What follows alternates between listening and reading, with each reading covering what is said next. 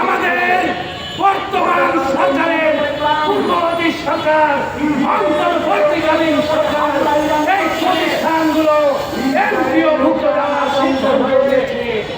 আপনারা সেই সময় দেখেছেন রমজান মাসে আমরা যখন এমপিওভুক্তির জন্য আমরা শিক্ষা মন্ত্রণালয় ঘেরাও করি, পুলিশ আমাদের লাঠি পেটা করেছিল। বন্ধুরা, আমাদের শত শত শিক্ষকদেরকে আহত করে ঢাকা মেডিকেল কলেজ হাসপাতালে পাঠিয়েছিল। বন্ধুরা, সাংবাদিক বন্ধুরা, আপনারা সাক্ষী আছেন।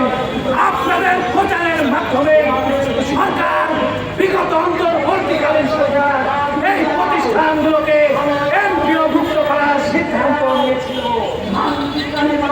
বিগত অন্তর্বর্তীকালীন সরকার এই প্রতিষ্ঠানগুলো এমপিওভুক্ত করার জন্য স্বয়ংক্রিয় সফটওয়্যার তৈরি করেছিল।